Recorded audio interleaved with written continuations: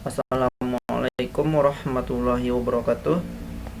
Pada sesi kali ini kita akan belajar cara menggunakan modul purchase atau pembelian. Pertama, yang harus kita pahami adalah bagaimana cara melakukan pembelian barang dengan modul purchase. Oke, turunannya mungkin akan saya jelaskan bertahap. Langsung saja masuk ke browser masing-masing. Di sini saya menggunakan Google Chrome. Kemudian masuk ke modul purchase atau pembelian.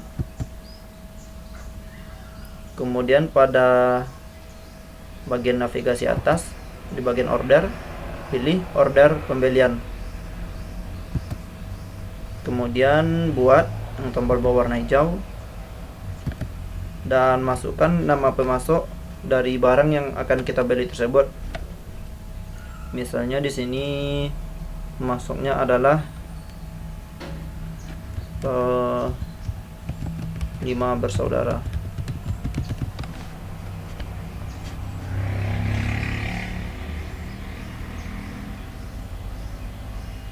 Oke, kita buat nama pemasoknya, kemudian tanggal order dari barang yang dipesan tersebut. Misalnya pada faktur tanggal ordernya adalah tanggal 6.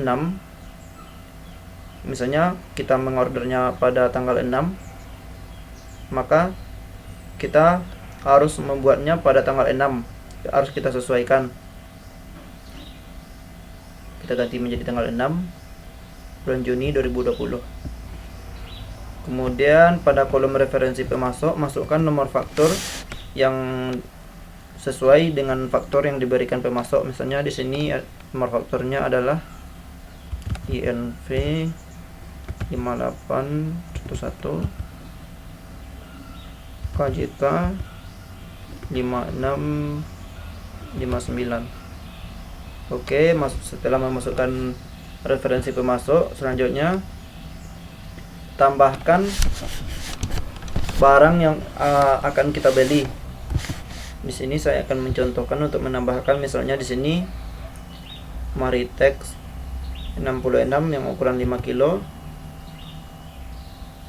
Kuantitas yang akan dibeli misalnya adalah 100. Kemudian harga satuannya, sebentar saya coba cek dulu harga satuan terakhir dari harga Maritex. Kita bisa pada bagian kiri atas yang gambar kotak, bisa kita klik kanan, kemudian open link in new tab, kembali ke tab browser yang sebelahnya. Oke, kembali ke menu utama, kemudian masuk ke persediaan atau inventory, data master, produk, kemudian Maritex. Kita coba ketik Maritex di sini, Maritex atau Mari juga boleh. Maka oke, ini adalah hasilnya Maritex 66 dan harga terakhirnya adalah 112.000. Oke, kita coba misalnya di sini ada modalnya naik jadi 115.000.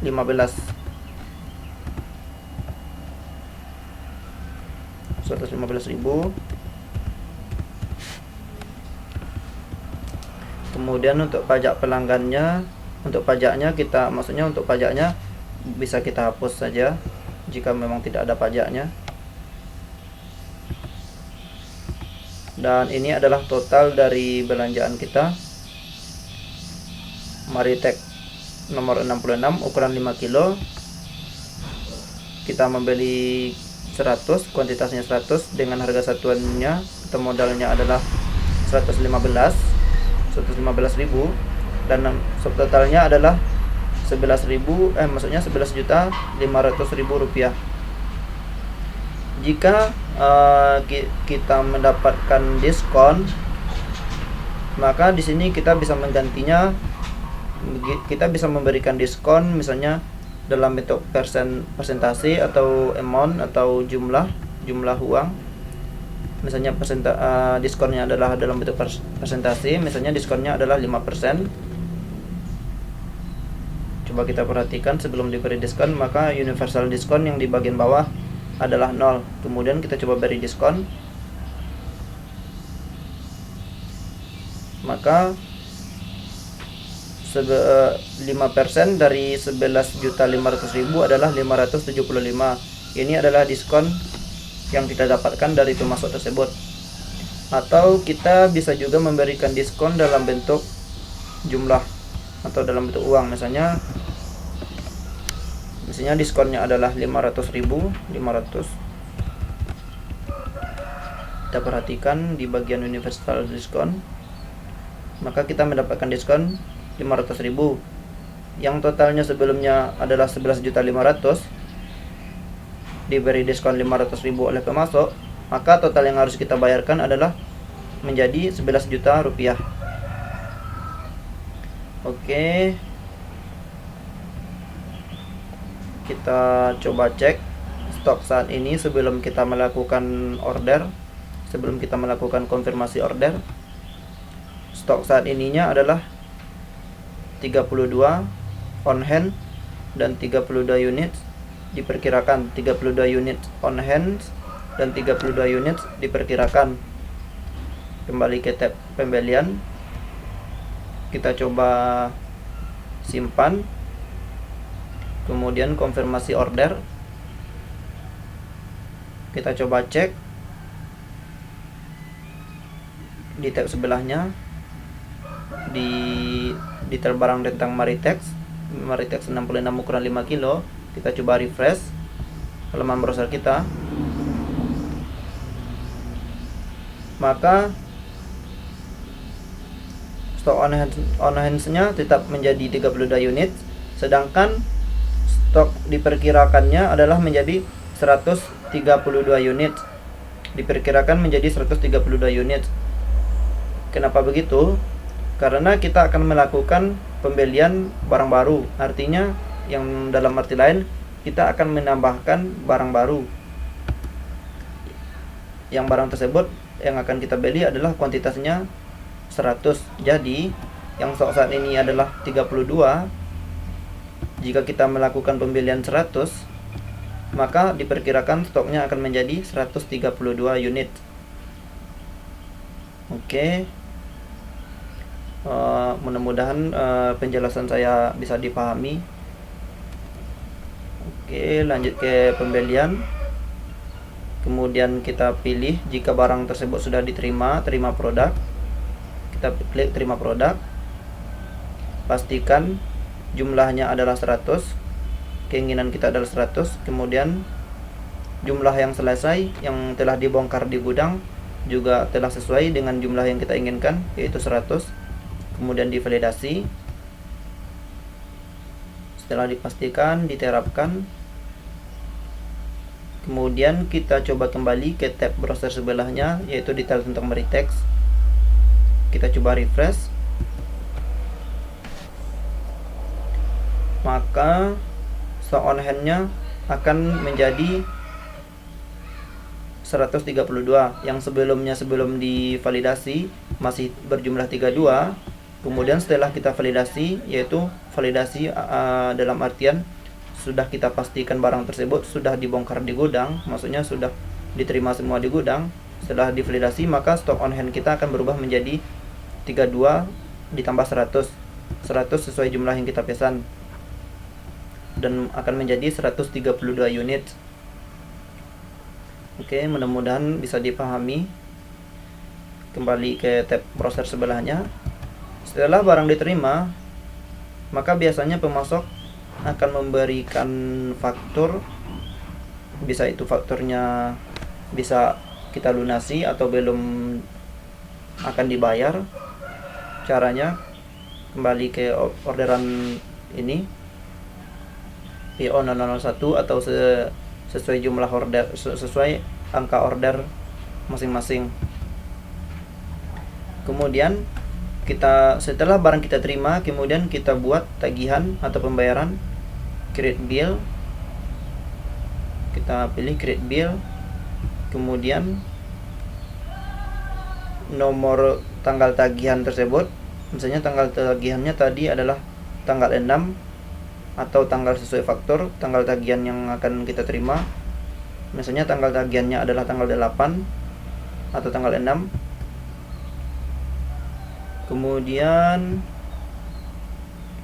kita cek lagi Maritex 66 ukuran 55 kilo, kuantitasnya 100, harganya adalah 115.000 dan subtotalnya adalah 11.500. Kemudian kita dikasih diskon 500.000 oleh pemasok dan totalnya adalah 11 juta rupiah. Setelah semuanya dipastikan, maka langkah selanjutnya adalah kita harus merekam faktor ini agar faktor ini tercatat di bagian akuntansi. Oke, kita rekam. Kemudian disimpan. Maka faktor ini sudah akan diposting atau direkam di bagian akuntansi. Dan untuk tahap ini kita masih tercatat terutang kepada pemasok dengan nama 5 bersaudara karena kita belum melakukan pembayaran sama sekali kepada si pemasok dan statusnya masih tercatat sebagai terutang. Jika ingin melakukan pembayaran, kita bisa mengklik tombol buat pembayaran. Kemudian jurnalnya disesuaikan. Misalnya jika kita membayar dengan bank, kita bisa bayar dengan bank atau kas. Mungkin dalam contoh ini saya coba contohkan dulu dengan kas. Kemudian jumlah yang ingin dibayar kepada si pemasok. Misalnya pembayaran ini belum lunas. Kita dalam contoh kita membayarnya sejumlah 5 juta. Yang total sebelumnya adalah 11 juta, kita ganti menjadi 5 juta. 5. Kemudian tanggal bayar. Misalnya kita membayarnya pada tanggal 8 hari Senin, tanggal 8 bulan Juni. Kemudian memonya bisa kita ganti atau default saja sesuai nomor faktur. Kemudian setelah kita bayar 5 juta, maka di sini akan ada jumlah yang belum kita bayar, yaitu 6 juta. Kemudian ini opsi radio buttonnya, tetap saja tetap buka, pilih opsi tetap buka, validasi. Oke, kita coba scroll ke bawah. Maka faktur ini akan tercatat telah dibayar pada tanggal 8 bulan 6 2020 sejumlah 5 juta dan jumlah yang belum dibayarnya tinggal 6 juta. Oke, itu adalah metode pembayaran dicicil. Jika faktur ini telah lunas atau misalnya kita membayarnya secara full, kita coba lagi buat pembayaran. Kemudian diganti dengan kas. Jumlah semua utang kita ke si pemasok. Kemudian tanggal kita membayar. Misalnya tanggal hari ini saja, tanggal 9. Kemudian memonya sesuaikan saja sesuai nomor faktur. Kemudian validasi. Oke, sudah dibayar 6 juta. Dan utang kita sudah berubah menjadi 0 atau sudah lunas. Dan dibayar pada tanggal 8 bulan 6 2020 sejumlah 5 juta. Kemudian dibayar pada tanggal 9 bulan 6 2020 sejumlah 6 juta. Sudah kita lunaskan total 11 juta dan utang kita sudah 0 atau dalam artian sudah lunas. Oke, cukup sampai segitu cara melakukan pembelian ke pemasok. Pertama, sedikit di review. Pertama, kita buat order pembelian. kita masukkan nama pemasok, tanggal order, kemudian referensi pemasok yaitu nomor faktur si pemasok, kemudian nama barang yang akan kita pesan, kuantitas barang yang akan kita pesan, kemudian harga satuan atau modal dari pemasok, harga satuan dari pemasok yang akan kita pesan, yaitu yang akan nantinya menjadi modal. Kemudian setelah order pembelian dibuat, kemudian barang diterima, di bagian penerimaan Maritex 66 ukuran 5 kilo, keinginan kita, demand kita adalah 100, kemudian telah selesai 100 masuk ke gudang. WH in, artinya WH ini singkatan dari warehouse atau gudang, warehouse in dengan kodenya 001. Barangnya adalah Maritex 66 ukuran 5 kilo, keinginan kita 100, sudah selesai 100 masuk ke gudang, dan tanggal terimanya adalah tanggal ini. Kita coba kembali lagi. Setelah barang diterima, kemudian kita buat faktur pemasok, dan tadi sudah kita rekam supaya masuk ke bagian akuntansi. Setelah direkam, kemudian kita lakukan pembayaran. Tadi kita coba melakukan pembayaran dengan metode cicilan, yaitu pertama kita mencoba membayarnya 5 juta, kemudian kita coba menambahkan pembayaran dengan 6 juta, dan sekarang utang kita ke SC Pemasok 5 bersaudara dengan faktur tagihan nomor ini sudah lunas. Dengan faktur atau nomor referensi ini sudah lunas. Jika ingin melakukan pembayaran sekali lunas tanpa cicilan, caranya sama, yaitu masukkan sejumlah utang kita ke SC Pemasok tersebut. Oke, mungkin cukup sampai segitu. Mudah-mudahan penjelasan saya bisa dipahami. Jika dirasa terlalu rumit atau mungkin agak sulit dipahami, bisa langsung ditinggalkan komentarnya di kolom komentarnya. Insya Allah akan saya balas, walaupun mungkin agak menunggu beberapa saat. Baiklah, mungkin sampai segitu.